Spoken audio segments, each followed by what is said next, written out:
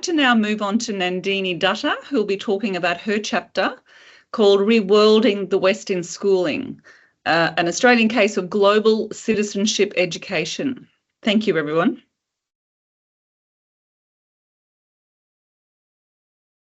Okay, just to check, you can hear me? Yes. Thank you. And I'll just share my slide. Okay, so our chapter, Reworlding the West in Schooling, an Australian case of global citizenship education. It's my honor that I have written this chapter along with my supervisor, Professor Paolo Singh, and my very good colleague, Nicola Stewart. And this is also another chapter from the book that Professor Paolo has just mentioned, Colonizing Teacher Education. So I'd like to start by acknowledging the traditional custodians of the land on which we are meeting today, and I pay my respect to the elders, past and present, and I extend my respect to all Aboriginal and Torres Strait people. So,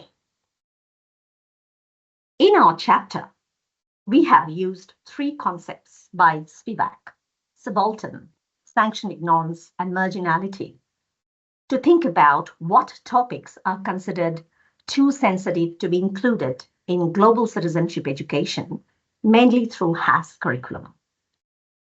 We explored the possibilities and the potentials of enacting a socio-critical pedagogy through global citizenship education in a primary school serving a culturally and linguistically diverse disadvantaged community in Australia.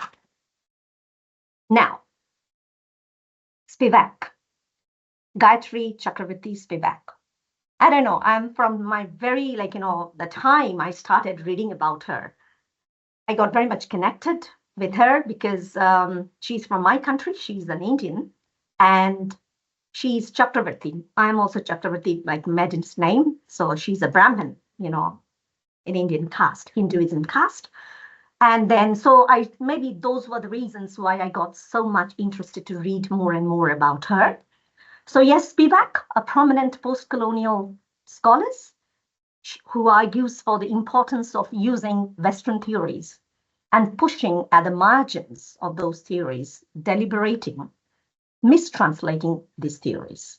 Her argument is rooted in the idea that Western theories often carry assumptions and biases that sometimes marginalize or overlook non-Western perspectives. By mistranslating these theories, Spivak seeks to push at the boundaries of those theories, revealing the ways in which they can be reinterpreted and repurposed to address the needs and realities of those outside the Western sphere. And this process of deliberate mistranslation is not merely a linguistic exercise. That's what she has focused. But it's a critical intervention that disrupts the hegemony of Western thought. What she has highlighted that this allows for the possibility of creating space for alternatives, creating space for subaltern voice and their perspectives that have been historically silenced or ignored. And in doing so, Spivak aims to challenge the tendencies to universalize Western theories, where she has emphasized the significance of context, difference, and power in the production of knowledge. So subaltern. Spivak said subaltern is actually a position of disempowerment. Subalterns can speak, but often they are not heard. She focused that the power relations that are associated with producing, organizing, or acquiring knowledge give birth to a space of difference. That's the birth of the subaltern. Subalterns include all those who do not belong to the exercising authority, who know what to speak, but they do not have the dominant language because they do not belong to the dominant group in power. Spivak argues that subalterns speak, write, create, and produce knowledge. But however, their knowledge often remains outside, or their knowledge is marginalized from the dominant circuits of knowledge production, distribution, or acquisition.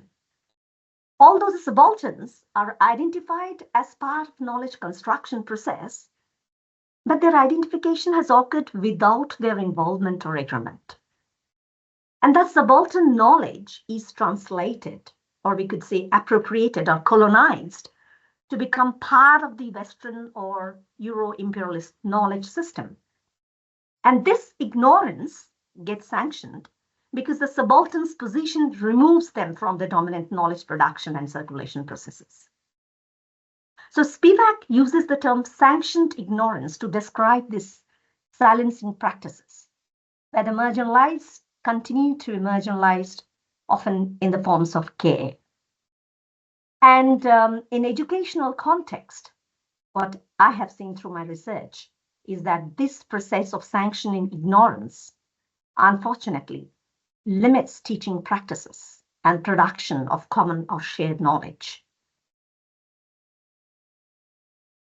So we try to explore, are students subalterns? Many students are often positioned as subalterns in the process of worlding of the West as world, empowering the dominant group to remain in power. So drawing on Spivak, we try to explore this, how students are subalterns, why they're subalterns, what makes them subalterns. Students might know what they want to say, but the patterns of classroom interaction that sanction ignorance may not provide them opportunities for expression. Because the attributes of marginality are already inscribed on the bodies of those students who are categorized as different.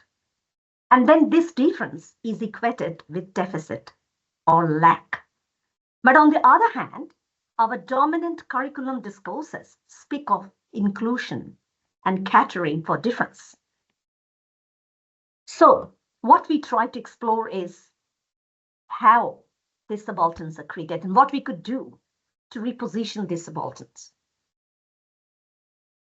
So our data for this chapter has been generated through reflective conversations between two teacher researchers, myself and my very good colleague Nicola, who is also one of the authors here.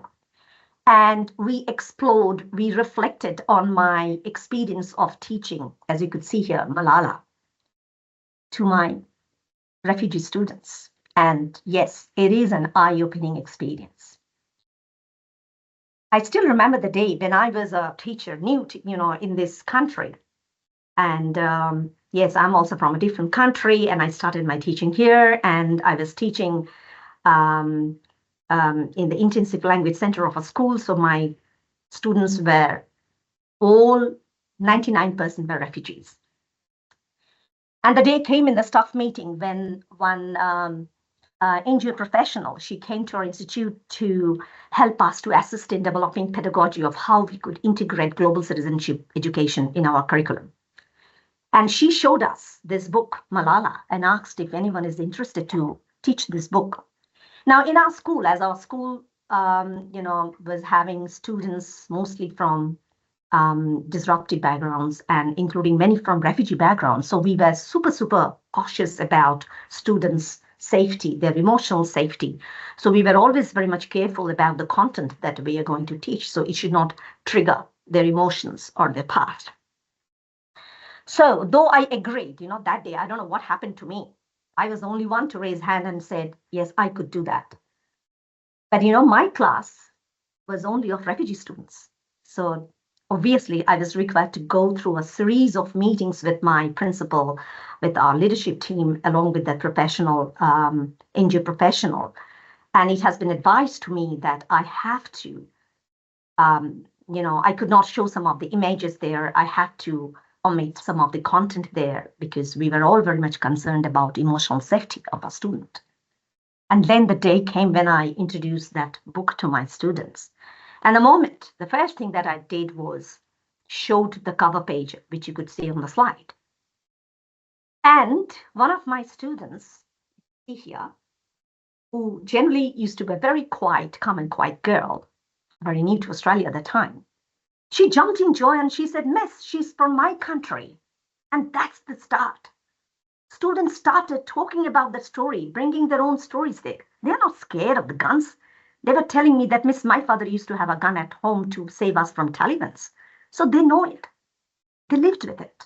So sometimes the students have lived with the content and sometimes we feel, oh no, we should not bring it. We should not give them the chance. We cannot open up this topic because we are very much concerned about their safety. So what I have realized from this experience is that this personal connection not only, triggers the opportunity for the students to engage in further depth, but it gives us, the teachers, the opportunity to recognize the potential of students' voice. And that is so important. That is so important. That's what we have tried to focus through this chapter as well as through my research, that what we could do, it's not just enough that by telling that, yes, we need to give them voice, but are we hearing what is intended?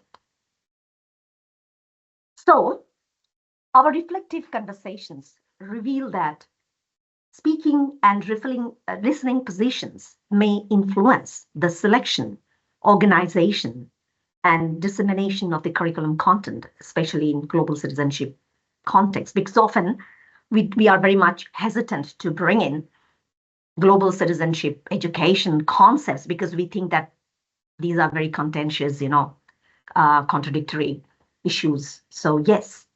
So in selecting topics for discussion, we teachers may attempt to protect our students from troubling experiences of, perceived and real past traumas. But this may unintentionally close down classroom discussions. This may silence some students' voice and limit the production of classroom knowledge. And what we have found that the position of subalternity, drawing on Spivak's concept of subaltern, that this position of subalternity may limit a child's willingness to express their ideas and their determination for social change. And this subaltern position is partially created through factors like, students' command of the English language, or presence or absence of trauma, or even their relationship with their peers, especially in a classroom where the students are coming from different backgrounds.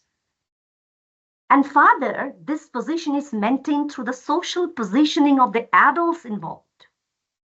Even when these students speak, they may not be heard as intended because their ability to speak has been predetermined by the questioning group.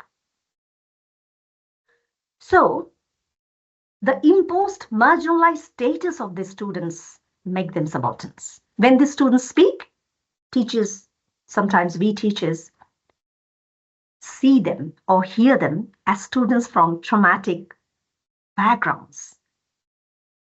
We may not appreciate their power of resilience. Furthermore, the complexities of managing unexpected reactions from the families, from the students or their families, or even within the school's administration. As I mentioned that, I was required to go through many meetings before I could teach Malala. So these may appear daunting to some teachers. And also, supporting literature, we have found that students who are mostly from Global South are often designated as marginalized by the neoliberal contours that considered schooling as a celebrated way of educating these victims. They say victims, while devaluing their identities as learners. I have seen, honestly, while teaching these refugees, the power that they have. But yes, we need opportunities to hear what is intended. So in the process of trying to care for our students, often we tend to sanction ignorance when we are following the prescribed curriculum, and then we are constructing the students as subalterns. So a reminder seems to be very important that teachers are increasingly deprofessionalized through prescribed curriculum or pedagogy frameworks, or even the standardized testing system. So teachers' professional knowledge and voices are marginalized and silenced sometimes through these practices. So we argued in this chapter the possibility and the potential of repositioning the subalterns through a socio-critical pedagogy. So this socio-critical pedagogy For this, to develop this pedagogy, teachers need opportunities to grapple with the complex ideas around decolonizing curriculum and pedagogy. We need to remain aware of the context in which we are teaching and how our lesson content reflect and could be built on students' individual experiences. So like assuming trauma exists and acting accordingly can position students as disenfranchised, and that may limit the possibility of the responses. And, further positioning the students as lesser if their experiences differ from those of their peers. So teachers need to enhance, teachers need the opportunities to develop the skills. We are not blaming teachers. There are many teachers I have seen with my colleagues. They're so rich with their knowledge and skills and experience. But they need to enhance or they need to sharpen that skills, which is required, in navigating the curriculum and identifying potential topics that may inspire their students' interest, abilities, and dispositions. In this chapter, we have talked about the necessity of teachers developing active listening skills. So by active listening skills, we meant that skill that would be helping the teachers in making connections between curriculum content and students' lived experiences, even when students are struggling to express themselves in the limited English. We need to take time to value their existing skills and knowledge. We need to recognize the richness of the knowledge the students bring into classroom. So following, drawing on Spivak's concepts, Spivak used the term suturing pedagogy. So we argued that socio-critical pedagogy is the need of the day that would be helping the teachers to extend beyond teaching benevolence as the duty of the fetus self. This is Spivak's word, towards those who are less fortunate, to include learning from those who are positioned as subalterns. So I would like to conclude my presentation by saying that as we teachers get opportunities to effectively integrate students' responses and their stories into the teaching text, we could contribute towards activating democratic classrooms and thus overcoming the burden of sanctioning ignorance. Thank you.